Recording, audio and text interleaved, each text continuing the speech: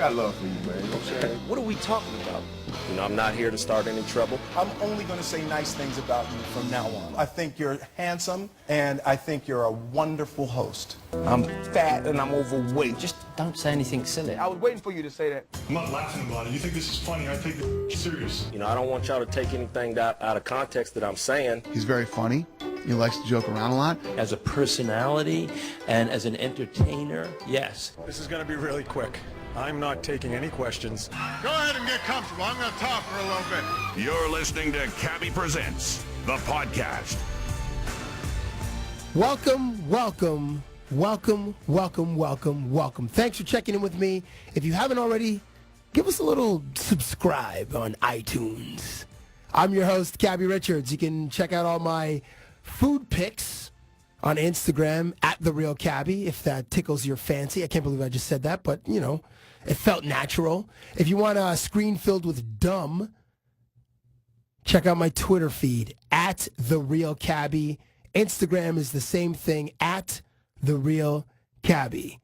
Rate the podcast if you haven't, and enjoy the next little while as we talk a whole lot of stuff. Actually, more specifically, in this particular episode, it's all pop culture. My CFL guests get into a conversation about music, and both are great interviews. Both have big personalities and have a lot to offer for your listening pleasure. The first stop is the city that rhymes with fun.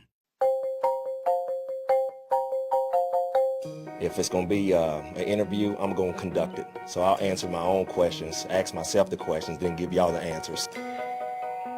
The last time I hung out with my guest, I was electrocuted in a tub filled with ice and water on the field at Mosaic Stadium in Regina, Saskatchewan.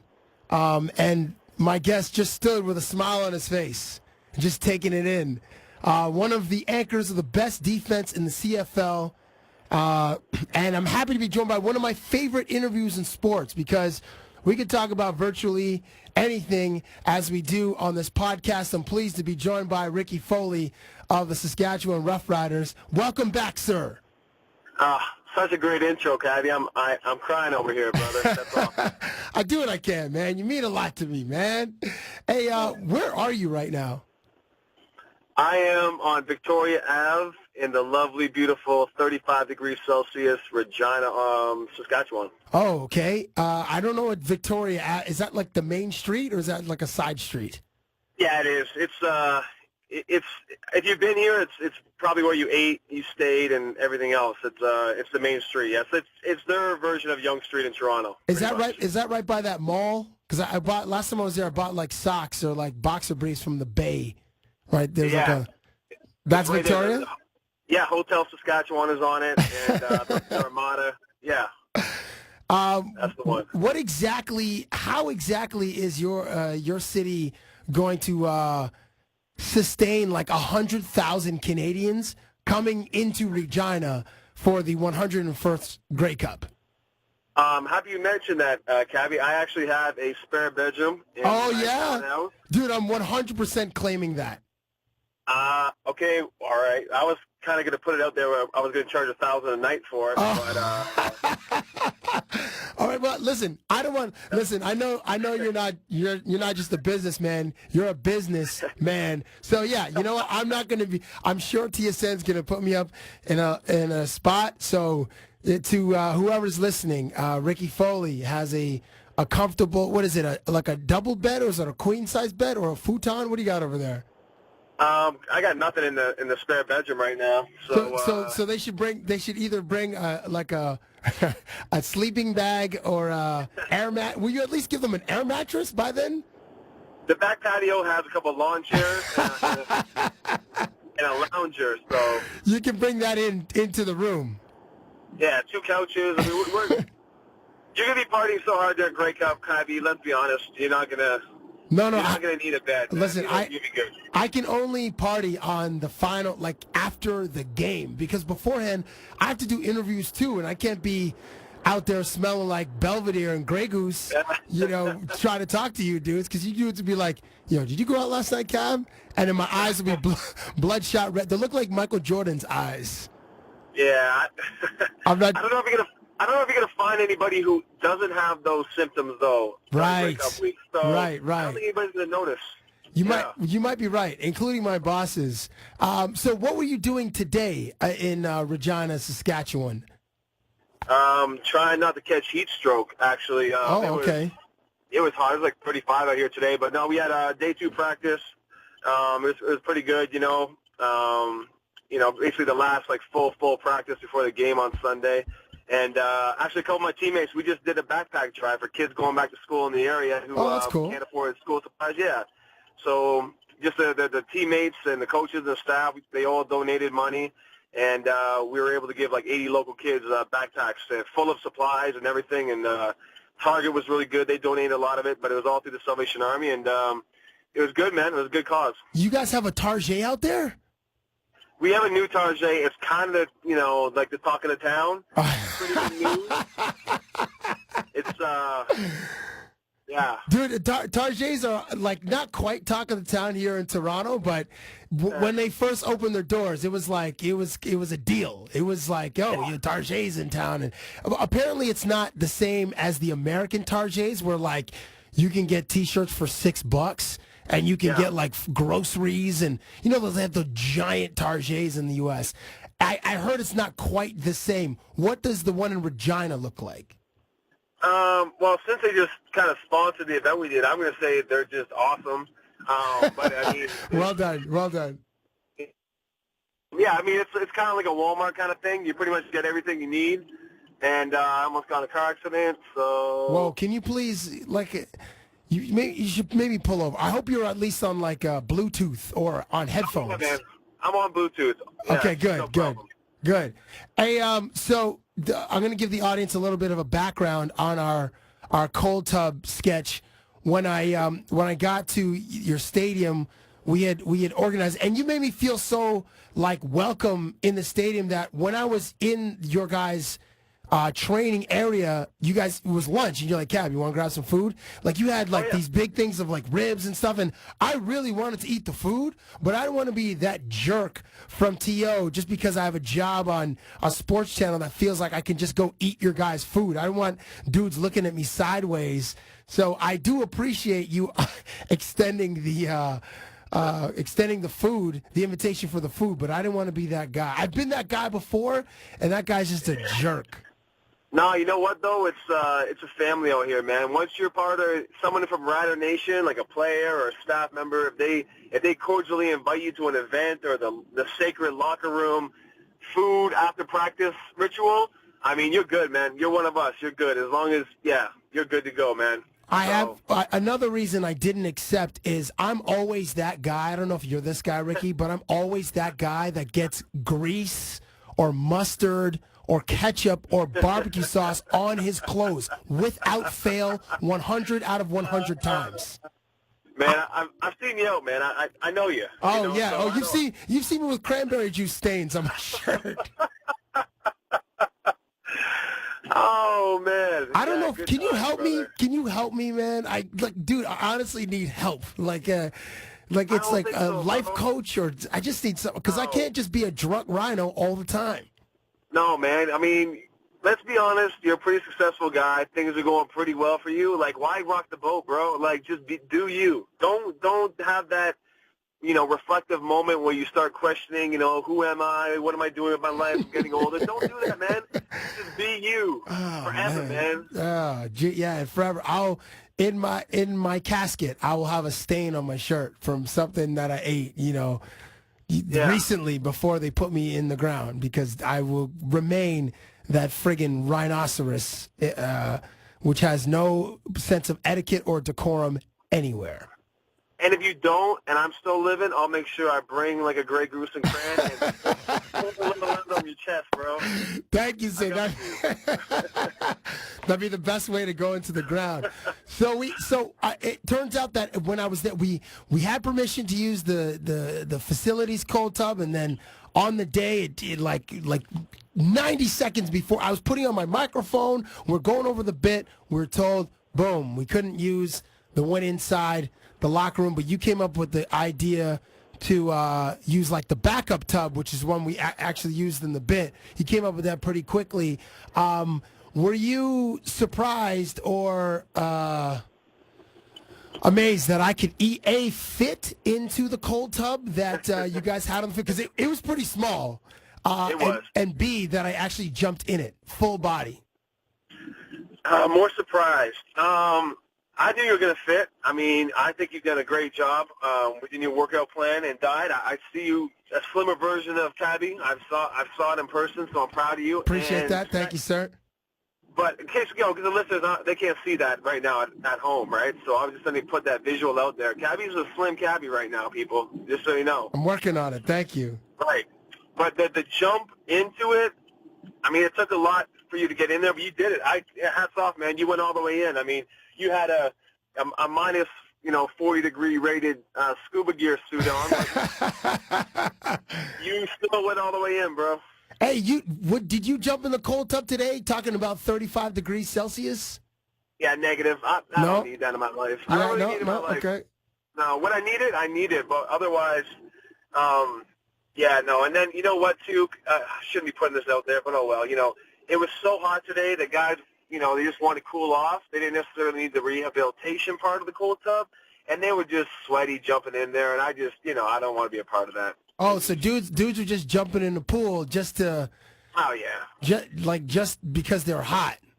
Yeah, like they're 8-year-old kids at Wildwater Kingdom. Yeah, I mean, I don't want to be a part of that, just... Wait, how many dudes are you talking that are frolicking in pools together?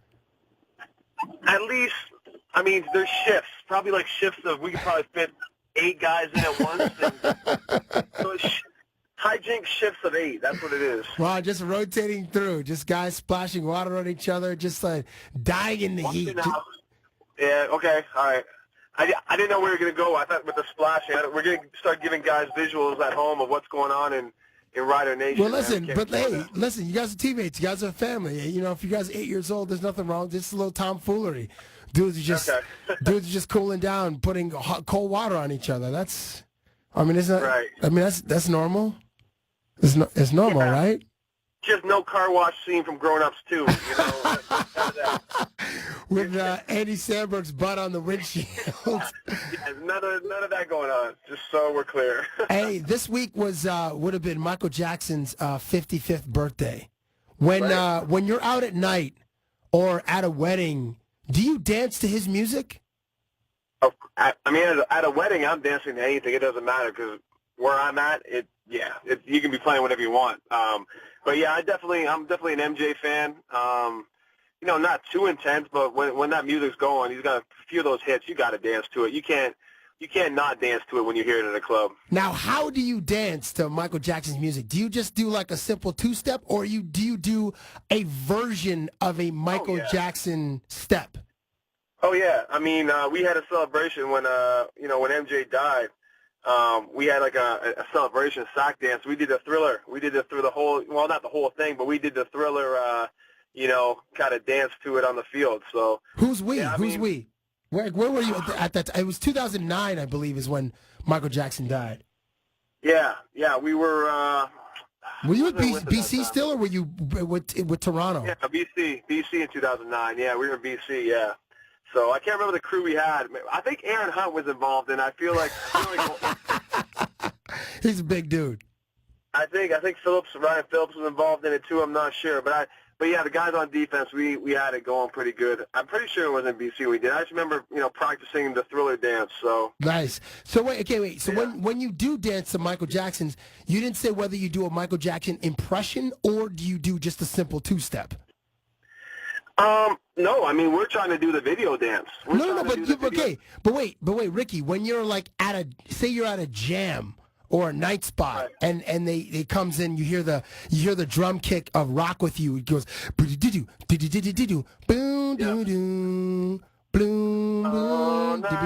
yeah.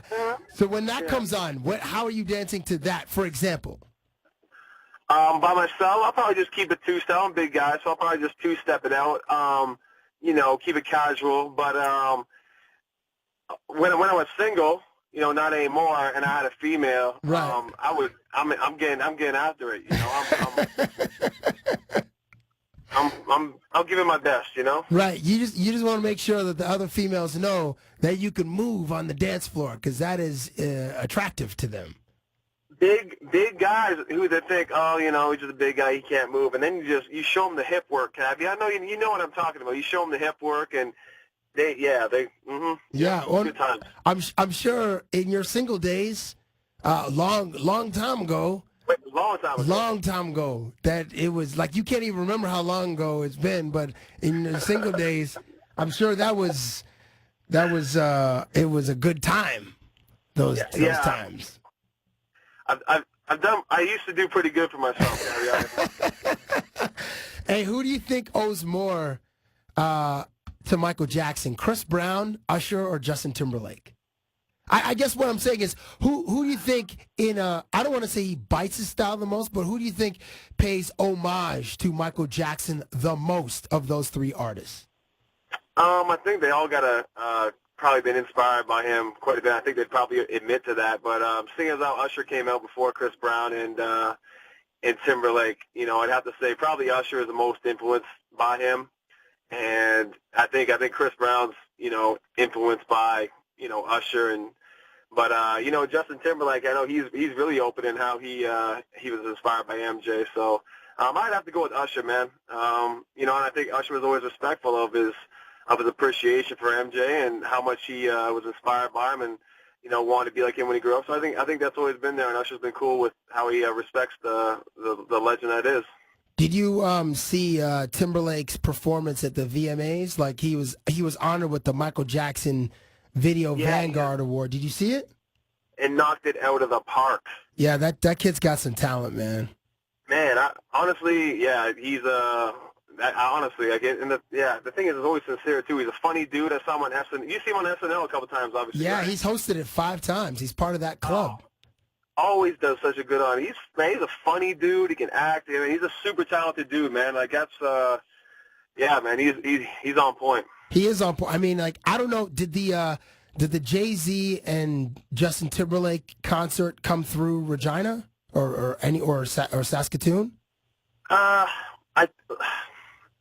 don't know, because I know the first stop was in Toronto, and I missed that show on July 17th. But I don't know what the rest of the tour dates were. I don't know what other places they went to in Canada. So it would be over by now, though, right? I think so, yeah. I think it's done. Yeah, there's no way it would have came out here because we would have. I don't want to put my foot in my mouth. I'm pretty sure we would have known about it, and guys would have gone. I don't think it came to Regina, unfortunately. No. That is unfortunate. Have you seen the latest? Have you seen the latest video? The Jay-Z's newest video, "Holy Grail" with Justin Timberlake, just came out today. It's like on Jay-Z's Facebook page. No, I haven't seen the video. I've been bumping that album pregame for a while, though. Have you? No, yeah, for sure. What songs do you kill on that record? Because me personally, I think I play Kanye's album more than Jay-Z's album. Really? Yeah, I'm into Yeezus, man. I think I'm like the angry Kanye. I don't know, just feeds my brain a little bit more than when Hove just tells us repeatedly how rich he is and how many cool pieces of art he has in his place. Like, yeah, we get it. You got cool stuff. We get it, Hove. Even though Hove is the greatest, we get it. I feel you. The thing is, when Kanye's album came out, it was really different. And I haven't given it enough play to because to me at least, it's a completely different style than what I'm used to, hearing. And I kind of never really fully got into it. But that F with Me, I got it with Rick Ross. Yeah. I could listen to that all game before a game, and that gets me ready. Tom Ford is another good track. Yeah. But yeah, that F with Me, I got it. It's kind of up there right now on my playlist. To get you hyped before the game, Black Skinhead on Kanye's record and New Slaves, those have pretty heavy bass lines. And there's a song called Blood on the Leaves. When that beat kicks in, it is so sinister, dude. It'll just like your face will have no other reaction but to just scrunch up upon itself, and just the muscles will just tighten. You'll just get so much harder by hearing that sinister beat. So if you have it on your iPod, give that a listen when you're at your locker or when you're working out, because you'll hear it, dude, and it'll affect your spine. I'm telling you, this weekend, Labor Day Classic, I'm gonna do that. That'll be my pregame last song I listen to before I come out. That'll be you said Blood on the Leaves. That's what it'll be. Blood, yeah, man. Blood on the leaves, blood on the field. Blood on the. Hey, I can't make any comments like that. I also get fined. But yeah. Okay, you can save them to afterwards then, to the post game. Right. Now, what we mentioned dancing, and a long time ago, when you had a certain groove, a long time ago, before the expression twerking was popular, when you're watching women, as we might say, they're whining or they're grinding. Yeah. Would you go to participate with said women, or would you just stand back and admire the way those women moved? Oh no, I'm all in there, man. That's. I mean, if you know, like I don't go to club to mean mug. I don't go to club to act hard or anything like that. I go to a club to. I used to go to a club. Right. Yeah. A while ago. A long time ago. Partying with nice girls. Apparently, one of the reasons the Vanier Cup, Canadian University's football championship game, is not being played in Regina during Grey Cup weekend, as it has been the past few years. Like wherever the Grey Cup is played, the Vanier Cup is also played, is because there aren't enough hotels to satisfy the people flocking to the city. Either way, I'm looking forward to the 101st Grey Cup weekend in the city that rhymes with fun, even though it will be minus 100,000. Ricky Foley, my first guest, hoisted the 100th Grey Cup, and now let's swing out to the West Coast to connect with a dude that hoisted the 99th Grey Cup. Van City, hello. If it's going to be an interview, I'm going to conduct it. So I'll answer my own questions, ask myself the questions, then give y'all the answers. The first time I met my guest, I was covering the CFL playoffs back in 2009. And from what I can remember, the BC Lions traveled to Hamilton for a playoff game, and I was doing a series of segments en route to the Grey Cup. It has been said by many that he is the funniest player in the CFL now that Jermaine Copeland is retired. And at the time that I met Korey Banks, he was a huge gamer, crushing out hours of Call of Duty Modern Warfare 2. Every time I speak with him, I enjoy myself more and more, and I'm pleased to be joined by Korey Banks of the BC Lions. Welcome to the Cabbie Presents podcast, sir. Thank you very much for having me. Are you still gaming? Well, I mean, I don't really have it, but I don't really put many hours. I probably may put 1 hour every 3 weeks in now. Oh, okay. So you're not a gamer at all. That's like gamers spend like a couple of hours every day on that, or they have like marathons where they go like 6-8 hours and just have like two cold pizzas in front of them, like a thing of cheesies, and then they get the controller all cheese, all orange. You don't do you have any of those types of marathons anymore? No, I mean I backed off of gaming a lot. I feel like I'm wasting. I used to waste too many hours doing that kind of thing. Now you have to be more productive. Is that what you're saying? Yeah, I'm using my 24 hours a day more wisely. On Twitter, you can follow his adventures at 24Banks, no underscore, just one word, at 24BANKS,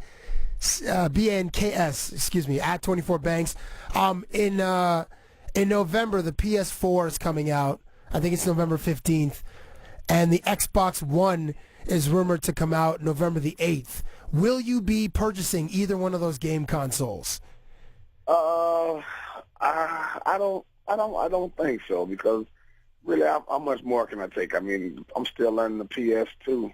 Are you PS3, kidding? I'm sorry. PS3, So yeah. I cannot learn the PS4 when I'm not even 100% sure how to use the PS3. Do you use your PS3 for Netflix or for like Blu-rays? I use it a little bit, not much. I have a couple of them. I have like 2 of them. One of them here, one of them in my house in Atlanta. The one here I use strictly just for games. The one at home I use it more for internet purposes. Okay. So how long have you lived in Canada? Well, I never lived in Canada year-round. I always go back home on the off-season. But I've been here, this is my 10th season. Oh, my gosh, dude. So, but you're here for like 6 or 7 months, right? Like half the year, basically. Absolutely. So how Canadian are you, Korey? Well, I have an alter ego. His name is Corbin. That's when I'm using my Canadian swag, right? Corbin is his name? Corbin. You take the first 3 letters of my name, first and last name, and you put it together, and that's my alter ego. And what is Corbin like? What does Corbin do?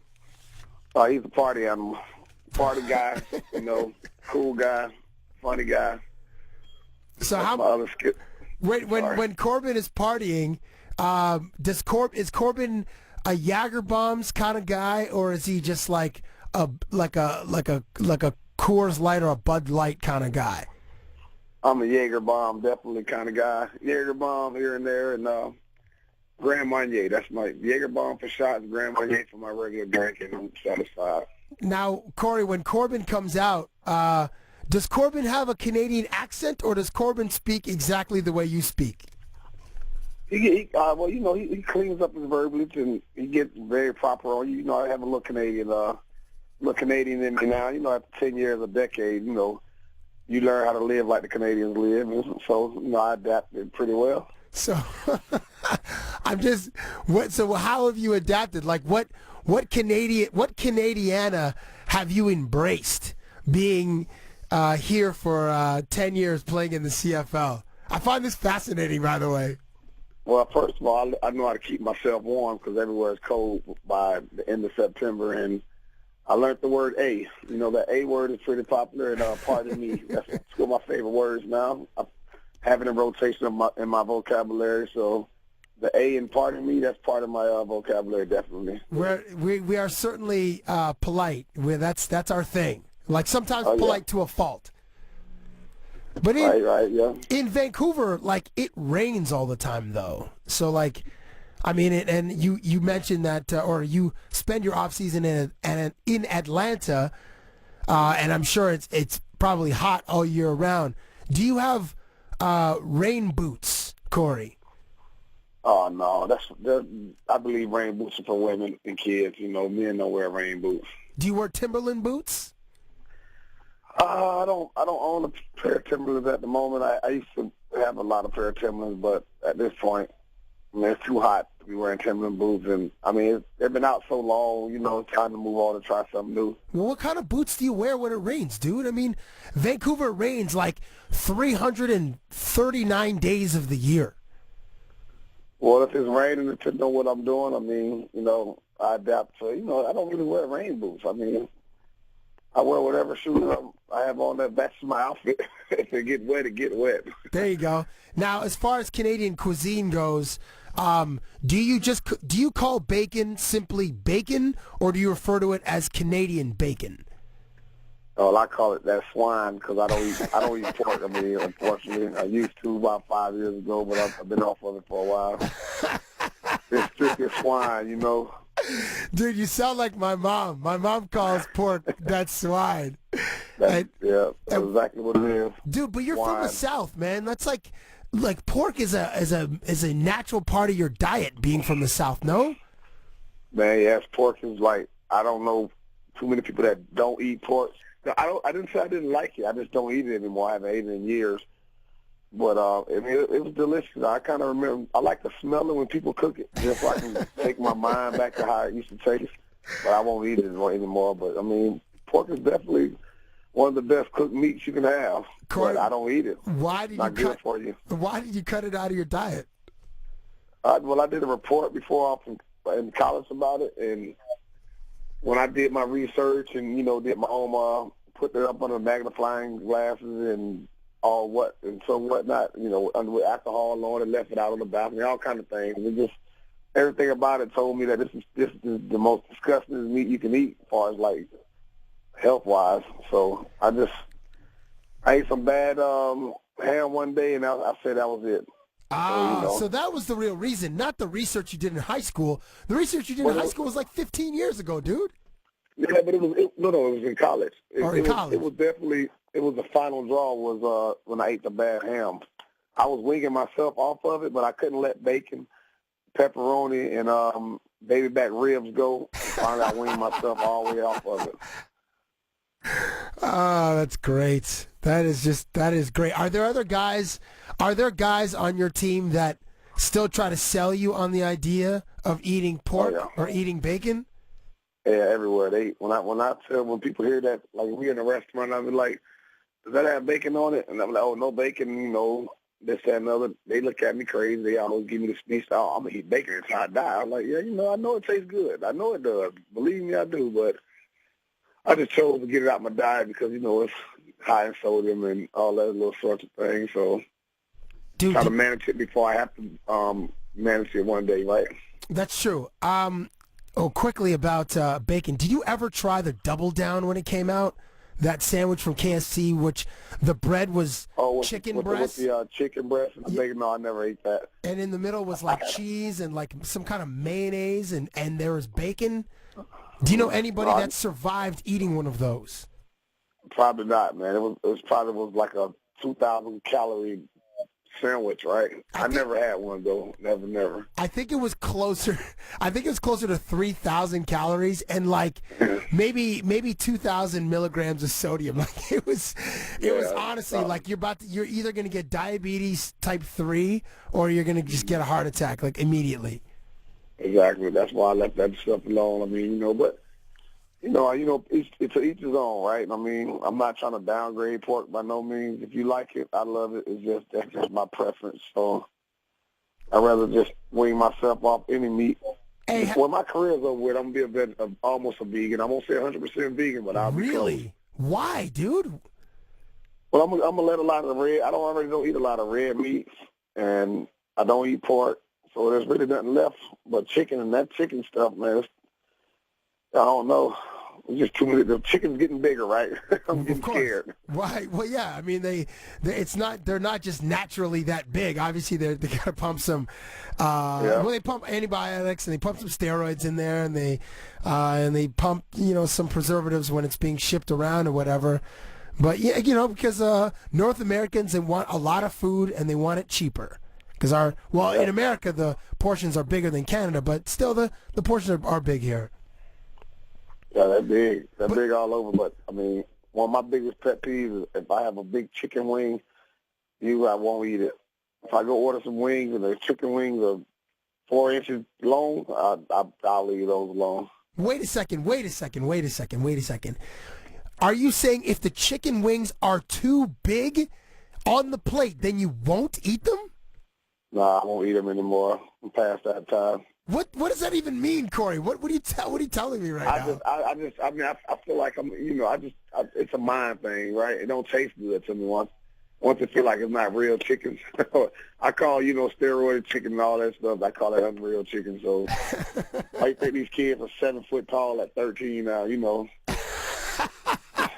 Hey, well, that might have to do with the chicken wings, or it might have to do with all the other stuff that they pump into our food. Stuff, right?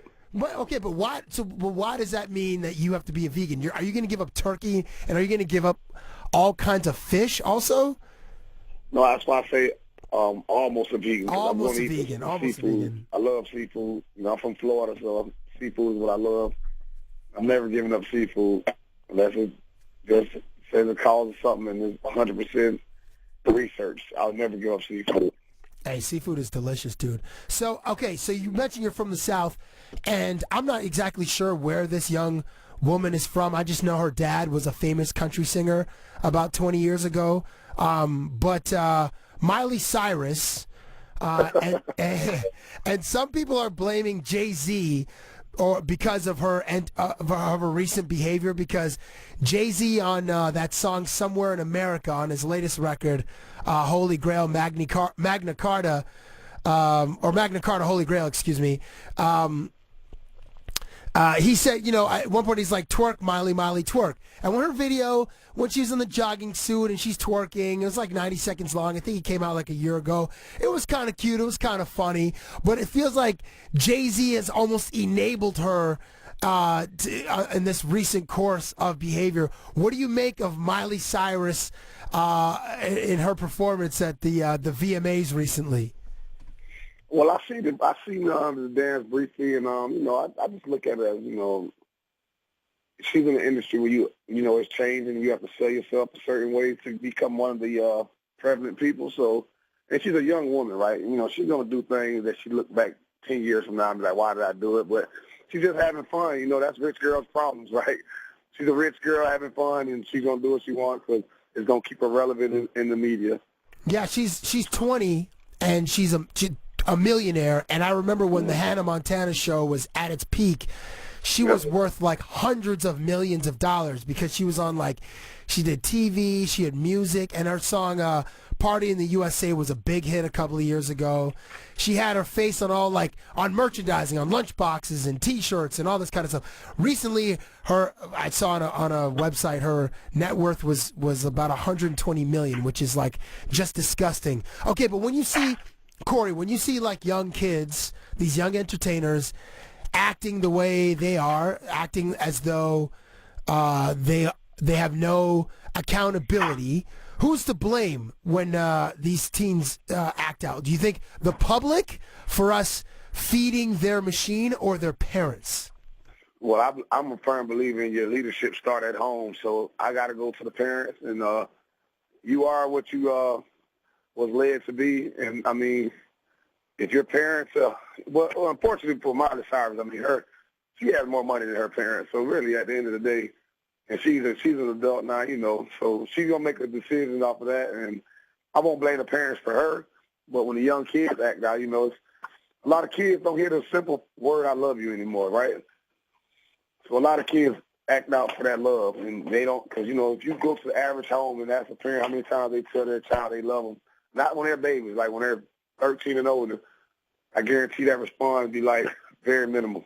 How many times did you hear I love you when you were a teenager from your parents? From my mother, I heard it, I heard it somewhat, but I didn't hear it enough I know how she loved me, right? Right. But I never reached out for any kind of she supported me in everything I did, so I knew that was her love right there. So it was unspoken love. She told me she loved me enough, but, You could have used it a few more times is what you're saying. Yeah, of course. You can never get too much loving. So a lot of these children, they're victims of parents not just taking the time out to say I love you. They may get everything they want, but, some kids can't define, okay, my parents not, a lot of these kids are. It's always, my parents didn't do this, my parents didn't do that, that's why I'm doing this, right?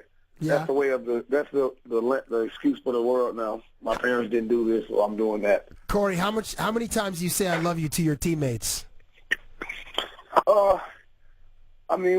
That sounds like you never say it. You never say I love you to other grown men. No, I have said it before. Because, we men, we go to war together every day, and at any given moment our career can be taken from us from injury or whatever.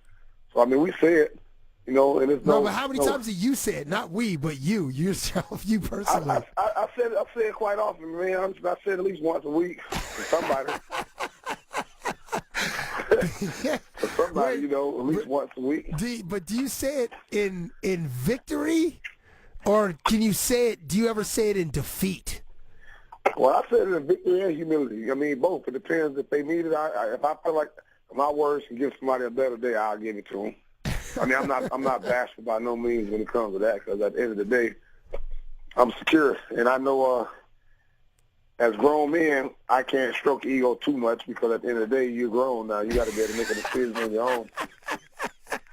I'll give you enough, but I'll never tell a man I love him as much as I tell my kids. That probably wouldn't happen. Of course. Well, that makes sense. Of course, that makes sense. Korey, can you ever look a dude in his eyes and say I love you, or do you just kind of give the dude a pat on the shoulder, or a dap on the helmet or the head, be like I love you, boy, or can you actually look a dude in the eyes and say that? Well, I don't know about the looking in the eyes thing. I don't know how far I can do that. maybe. It depends what kind of situation we're in. Death in the family or, something like that, that's, maybe. Yeah. All right. But just to say it, I don't know about that one. I don't know. And I have to be taught that. Right. God, you're killing me, man.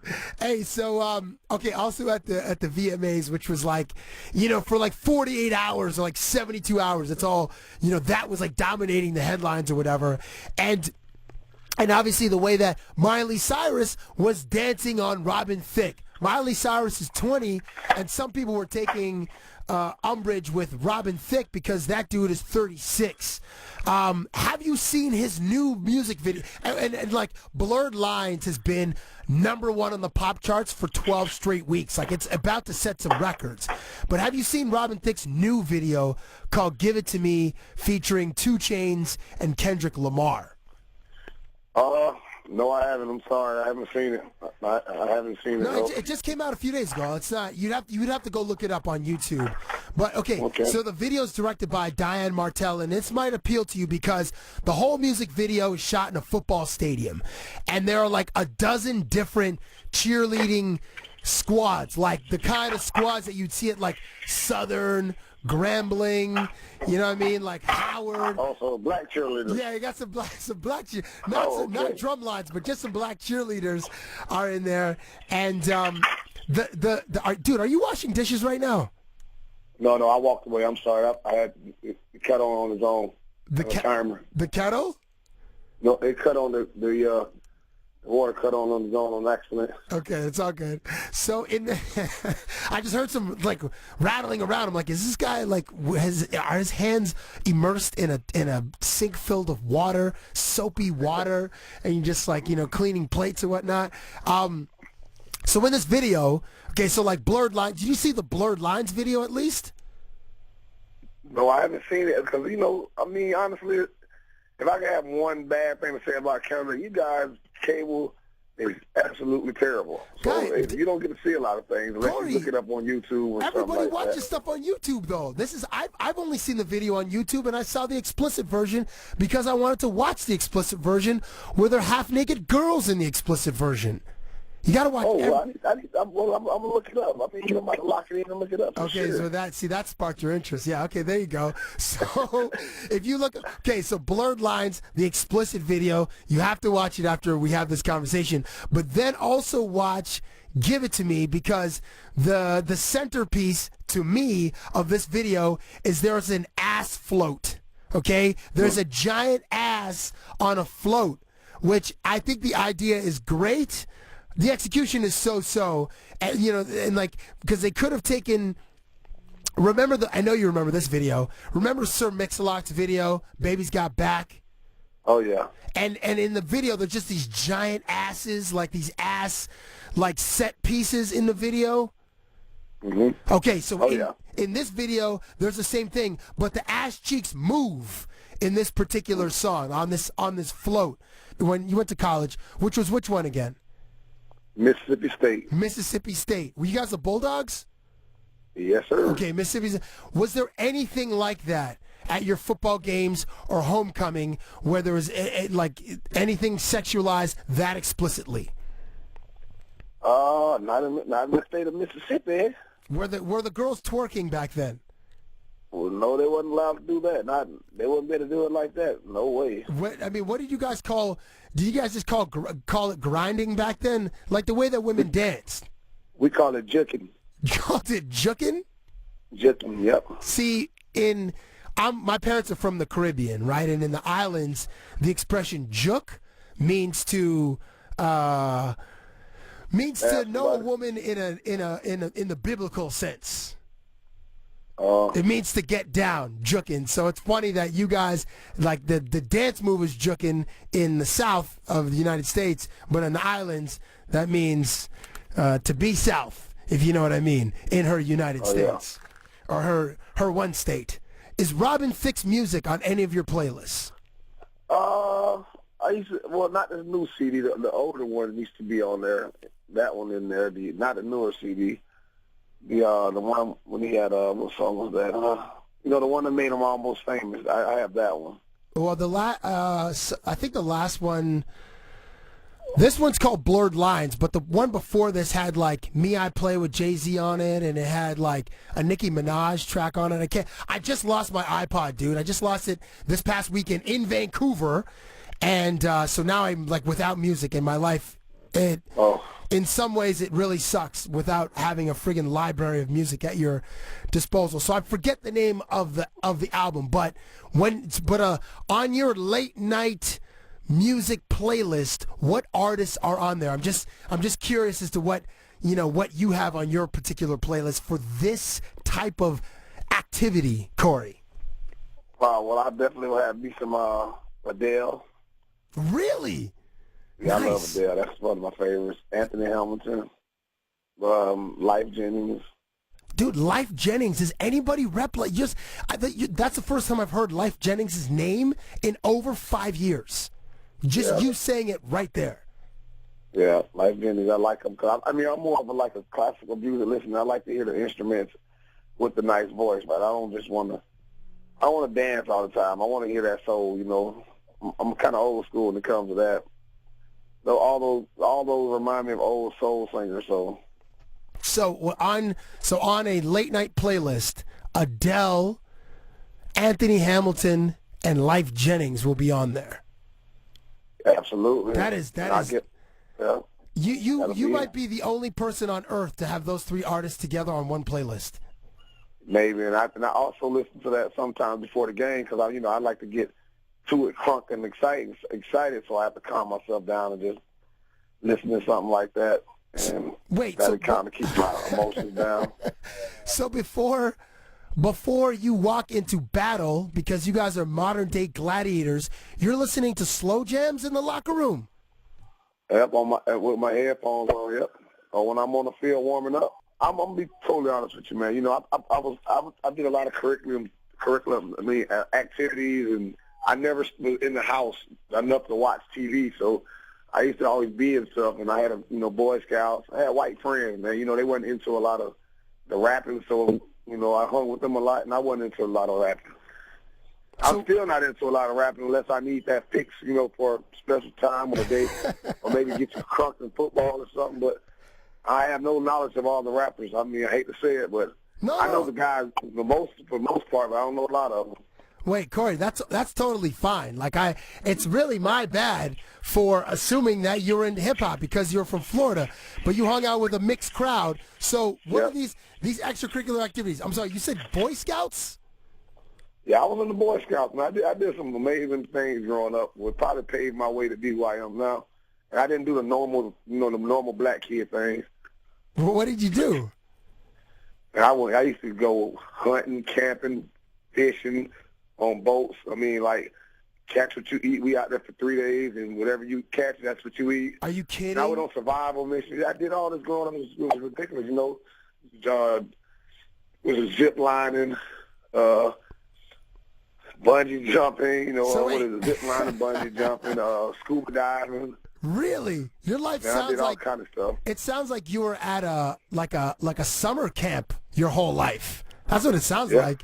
Like in the movies. Florida is always hot year round. The winter may be 55 degrees tops where I was at in Florida, South Florida.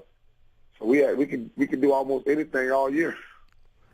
So how much have you retained from being a Boy Scout? Can you make a fire? Can you tie some different kinds of knots? Yeah. I can tie the knots, and I can still make a fire. I can still survive in the wilderness if I had to for about a week, For about a week? I can live off the land. Can you suck the venom out of your arm if you got bit by a rattler? No, I'm probably going to die that day because I don't know. I won't be able to do that one. It'll be it for me that day. I just read this thing online where Oxford's online dictionary is adding new words to its collection. And I have a few, a small sample of some of the words that are being added to this dictionary, and I'll read them to you, and you tell me if you use any of these in your everyday vocab. Okay. All right. Derp, twerk, FOMO, food baby, jorts, or selfie. Well, I think it's jorts. Like we use jorts, but that's like a mixture between shorts and pants. Is that what you call jorts? Yeah. I'm pretty sure that's not. But Yeah, that's it. Yeah, jeans and shorts, jorts. oh, Jeans, okay. Well, I'm right on that one. Yeah, we use that one. Did you say twerk? Twerk, yeah. Use twerk. Did you say food baby? Food baby, yeah. What is that? Food like baby? Just food baby? Yeah, like you've eaten so much, you feel like you have a baby in your stomach. I mean, again, to take it back to the islands, in the islands, we say getting the itis. Yeah, the itis. Yeah. Mm-hmm. Okay, you know about the itis. Oh yeah. Maybe that's just that's a black people thing, not just like localized to the Caribbean islands. It might be yeah. They start that, they start saying it on Boondocks, so that made everybody be aware of the itis. It may have came from the island, but when they start saying it on Boondocks, everybody started putting it in their vocabulary. What's boondocks? Oh, buddy, come on. What? Are you for real? 100%. What's boondocks? Now I don't watch Boondocks anymore, but Boondock Saints, the cartoon. Yeah, Boondocks. Yeah. Oh, I never watched it, but I'm aware of it. But I never watched it. You got to watch a little bit of it. Just go back and get you a good 2 or 3 shows of it. Just hear how crazy they be talking. Oh, actually, no, you're right. It was just Boondocks. Boondock Saints was the movie, and Boondocks was the cartoon, or the animated series. Yeah. Yeah, the cartoon, the animated series, right? Okay, so there's Derp, FOMO, and Selfie. Do you use any of those? FOMO, fear of missing out. Oh, well, that's a new one. Let me put that in my vocabulary. FOMO? Is it called FOMO? Am I saying it correct? Yeah, FOMO, FOMO, fear of missing out. It's like YOLO, like you only live once. And FOMO is, I often get FOMO when, like, friends are partying in different, like, cities or at different events and I'm working or something. So I get that sort of anxiety that I'm missing out on something which is awesome. Yeah, I'm gonna steal that one. Well, you don't have to steal it. It's there for your use. It's in the public domain now, and that's so that's Selfie. So okay, so Korey, you grew up in, what was the name of your hometown? Like where you went to high school? Well, I'm from Palm Beach County, Florida, which is a city called Boynton Beach. I went to high school in Santa Lucia's High School. Actually, like a neighboring city called Lantana Beach. The suburbs of I guess it's the suburbs of the town we grew up in. I know you don't watch a lot of TV, but this show is really super famous. Are you into Duck Dynasty? Oh no, I watch A&E now. That's one of my favorite channels now. A&E. So, I watch more TV now than I did. Well, I still don't watch a lot of video. My TV probably would never turn to BET. I don't even watch it much now. I don't watch BET either, but you do. But do you watch Duck Dynasty? Yeah, I watch Duck Dynasty. It's hilarious. That show is a phenomenon right now, man. Oh yeah. To be honest, I've never seen 1 second of that show. I'm just aware that it's like a beast on cable TV, and it's super popular. Why? Do you know why it's so popular? Like what the hype is all about? Because it's probably it almost defines how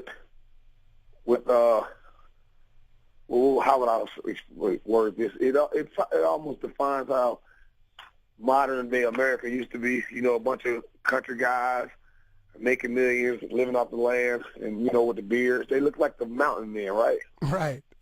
So I don't know. It's like the show is cool. But I don't know how it's making all this money either. But it ain't that not much watch. It's just on TV in rotation all day some days. So you might catch it a couple times because nothing else is on. But it ain't nothing I just run to and watch. I'm more like a Criminal Minds, Hell on Wheels, Boardwalk Empire. Those kind of shows. I'm more like, I like more, a little more action. Okay, a little more. Are you into Game of Thrones? I haven't. All my friends are telling me about it, but I haven't recorded. But I still haven't went back and looked at them on DVR. I haven't got into it yet. What about Breaking Bad? That either Breaking Bad, Criminal Minds. I like Hell on Wheels. That's my favorite right now. That and Boardwalk Empire. Wait, but so Breaking Bad you do watch or you have not watched? I haven't gotten into it yet. I catch like the end of it, but I have to start from the beginning. Oh yeah, you definitely have to start at the beginning. Right? Yeah. So I'm on the phone with Korey Banks from the BC Lions, whose adolescence was something out of perhaps even a Meatballs movie, where it's like a summer camp. Kids are doing all kinds of activities, probably playing pranks in the woods, laying traps for his buddies, going on hikes and adventures and bike rides, that sort of thing. And paintballing. And paintball. Against the animals. Any animal we see in the bushes, we shooting them. Possums, everything. What's the most, how do I say this? What is the weirdest animal that you've eaten? Well, like weirdest as an everyday citizen would consider weird. Well, I mean, you guys being from Canada probably would consider. I ate rabbit before, turtle, and alligator. Wait a second. Rabbit, wait a second. Rabbit, I understand because a big part of our country is French, and rabbit is a French cuisine. That I get, okay? And then, but the thing that just jumped out at me was a turtle. Turtle. How do you eat turtle meat? Well, my uncle, he used to cook it up and sneak it on us, and I didn't know what it was, but it was delicious. He always told me it was chicken. So I got older, and I realized it wasn't chicken, but it was delicious. You have to take the shell off, and there's a lot of meat all over that area. I mean, it's not like, it won't be enough to feed a 10-person family, but, 2 or 3 people. Wait, Korey. It was pretty delicious, but alligator is the best, though. Alligator. Listen, I understand. I want to get back to this turtle thing because the turtle one is really kind of is messing with me. Alligator, I get, but I've had it once in New Orleans and it's really chewy. Like it takes a while to friggin' chew. Did I get it like a bad piece of alligator or is that the normal? You had the bad. Somebody who couldn't cook it. That's what you got to go to. If you're ever in the States, go to Pocket O's. They make the best alligator. Pocket O's? It's called Pocket O's. Like it's a seafood and shrimp place, or okay, it has everything, but it's specializes in alligator. Okay, wait, Korey. Okay, now Pocket O's. Okay, Pocket O's. Get me back to this turtle thing. How big are the turtles that you're enjoying turtle meat? Because from what I can see, there's the turtle head and there are the legs. Under the shell, obviously, that's where the turtle's body resides, and he's his bones and his skin are like melded into the shell like friggin' adamantium. But like, how? I just don't understand the process of cutting the turtle out of the shell and getting that meat. Did you ever see your uncle prepare the turtle? I didn't see enough to tell you that I can do it, but last time I ate it, I was in my teens. So I remember the taste, but I haven't ate it in years after that. Only my uncle used to cook it. I mean, it's not, I don't know, everybody I know don't eat it, but, he used to put it in rotation. We used to be at my great-grandmother's house, and, got me addicted to it for a little while. Did he fry it, or did he bake it? He made it all kind of ways. Barbecue it? He barbecued it. He smoked it. Well, we call it smoking. He smoked it. He fried it, and I think he put it in some kind of soup. It was almost like turtle clam chowder. It was delicious. That's outstanding. Hey, who did you get your personality from? They say, growing up, you get your personality from either your mother or your father. As you were growing up and your aunts and your uncles and your grandparents were telling you about your parents or whatever, who did they say you were most like? Well, they were like, they told me I was a mixture. Like my father, they always said I was like him, far as like I was a social. Well, I was a social person for my mother. My mother's very social, and my father, he was more of like from what they tell me, he thought he was slick. So they are like I was a mixture of both. Didn't know who you ask. So I think I'm more like my mother because I know her. She's always been, that rock. And she's also very social. And you have no problem, being, the center of attention in a room or being charming or whatever. Like you have no anxiety about that, from what I can see. No, you can't, because at the end of the day, I mean, that's what keep you young, fresh, relevant. People's skills carry you longer than money will carry you, in a sense. That's a great point. If your teammates hear this podcast, how do you think they're going to react to the fact that they'll learn that you used to eat turtle in growing up? I'm pretty sure that some people have something to say, but at the end of the day, they know the consequences if you get on me out loud. They know the consequences, so if you really deal with those consequences, you go ahead. I don't mind joking on you. I like to joke on people out loud anywhere, so everybody can hear it, so they can laugh anyway. So, especially some of my teammates, I like, that little button you can push when they get real sensitive. Yeah. If you know you got them. Yeah, I like to get them at that moment right there. I like that you said there'd be consequences for your teammates. Consequences to pay always. Oh, dude, that's awesome. I know I've been taking up a lot of your time. I'll get you out of here on this one. To borrow a line from the great Tony Kornheiser, on your Twitter feed, for those listening, it's at 24Banks. I saw a short video of you laying on a table. You were shirtless, and there's a woman in the video with some kind of photon laser shooting energy beams into your left shoulder. What was going on? Well, I was getting like a little tattoo removal that I had. It was a cover-up, and guy messed it up years back, so it's time for me to get it off, and just trying to clean, give it a cleaner look, so, get it off so I can put one over it. And I'm not big on, the tattoo things anymore, but I feel like, I'm at that point where I got tattoos a long time ago, so at least you want to clean the ones you do have up. Okay. Make it look like art, and instead of just like a tattoo supposed to be art, not a prison work, right? Right. Okay. Just cleaning up. So a couple of questions. One, how did she do in cleaning up this tattoo? Well, this is my second time going to her. I have like 2 more appointments. The worst feeling in the world is getting lasered. Oh, boy. Oh, my goodness. If anybody listening that did it, they know. Oh, my goodness. Is it really that painful? It's worse than getting a tattoo. The tattoo may take, this tattoo may take 4 hours to get. But those little 45 minutes you getting lasered feel way worse than them 4 hours you getting tattooed. Oh, boy. Okay, number 2, so you have to see this lady 4 times to get this one particular spot on your shoulder cleaned up. Is that correct? Well, it's like on my chest to my shoulder. Yep. Oh, it's only a big because one. it's a bigger piece and it was a little darker. Had it been not so dark, it was a cover up, so it was double the ink there. Wait a second. So wait. She's cleaning up a tattoo that was covered up from a previous tattoo? Yeah, I had a tattoo on me that I should have just stuck with that and built around it, but I went just to cover that up. And this guy totally messed me up, messed me up so bad where I'm so embarrassed of it. Oh, jeez. Okay, Yeah, so it has to come off. But see, No ifs, ands, or buts about it. now I have to ask, what is the tattoo that's on your left shoulder?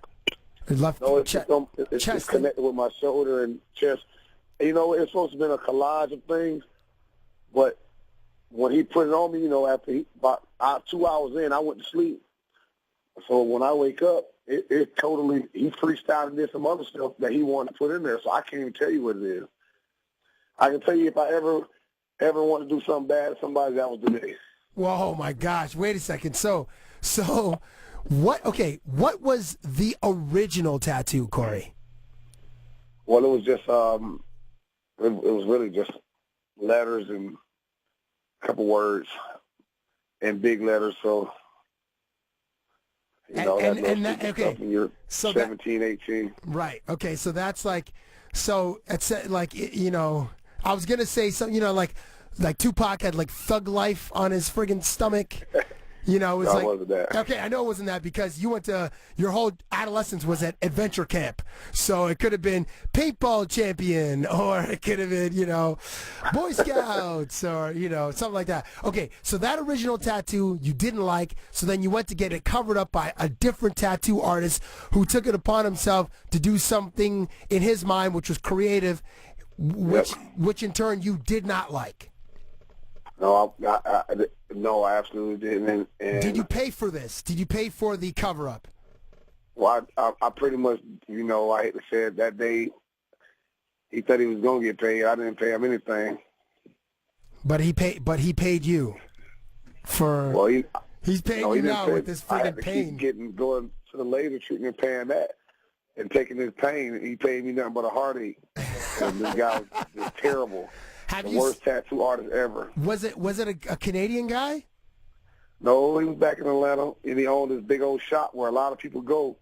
And now I realize they have trash work on them because, you know, he's terrible. He's just terrible. He's not a real artist. He's a 1975 artist, like far as tattoo. He's not in the 2000s with his work. Boy, what's the worst tattoo that you've seen? Like on a teammate or somebody you know, or just a random person in the street? The worst one I ever seen it was Lynn J. Shell. Was who? Was who? It was Lynn J. Shell. I mean, he had this little monster on his back or something. I don't know what that was.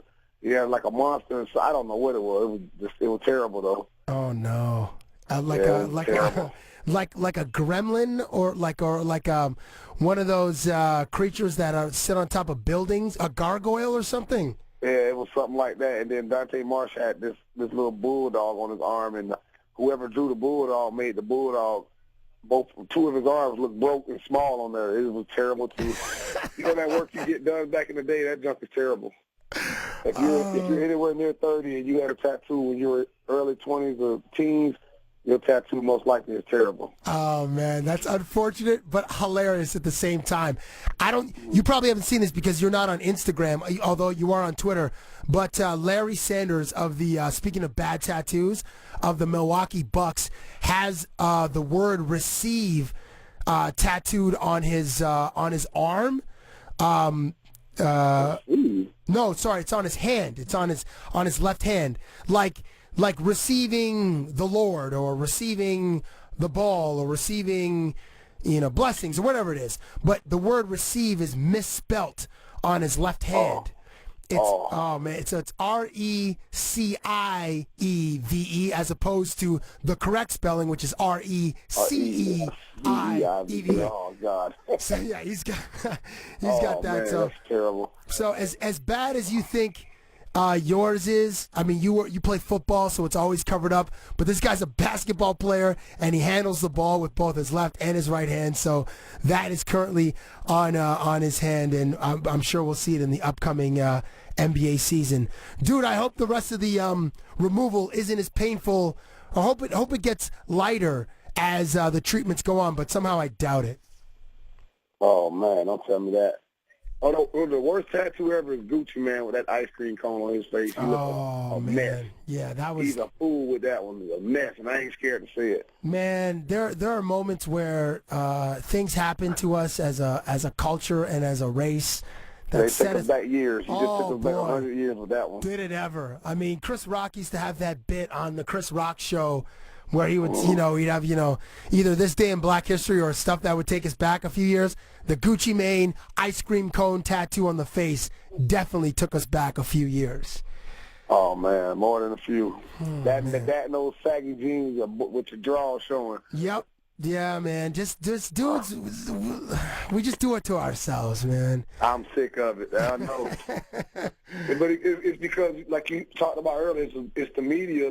They put this portrait of us in the paper and say this is how you're supposed to look when you make money, and that's the total opposite. Nobody should look like Lil Wayne when you're rich, or even if you're trying to get money, you don't supposed to look like that with the pants sagging, tattoos on your face. Come on now. No, I mean I would prefer to. This is me. This is my own personal. I would rather look like President Barack Obama. That's where I'm. Absolutely. That's where I'm get going more with respect mine. that way. I understand that, you know, wearing your pants low is a statement of rebellion. Like, I can when do is it when is it gonna go away? I'm sick of that. When is it gonna stop? It's been going on too long now. I don't know. I'm not sure. Hopefully soon. Don Lemon had a great essay on CNN about a week ago or 2 weeks ago in response to Russell Simmons. You should look that up. Before you look up the Robin Thicke Blurred Lines video and his new one, Give It To Me, check out Don Lemon's essay on race. It's like it's not older than 2 weeks in his response to Don Lemon. Right, his response to Russell Simmons, like the iconic Def Jam founder, Russell Simmons, his response to Russell Simmons' open letter. That's excellent. This conversation has been excellent. Korey Banks, thank you so much for spending some time with me and having a conversation that started at friggin' Xbox and ended on saggy jeans. Thank you very much, man. Thanks for having me. Man, it's my pleasure. Good luck the rest of the way, sir, and I hope the next time you tell one of your teammates, I love you, and you look them in the eyes, it's when you guys are celebrating the 101st Grey Cup championship. There we go. Now we're talking. Yes, sir. There you go, dude. Well, man, good luck the rest of the way, sir. Thank you for listening to Cabbie Presents, the podcast.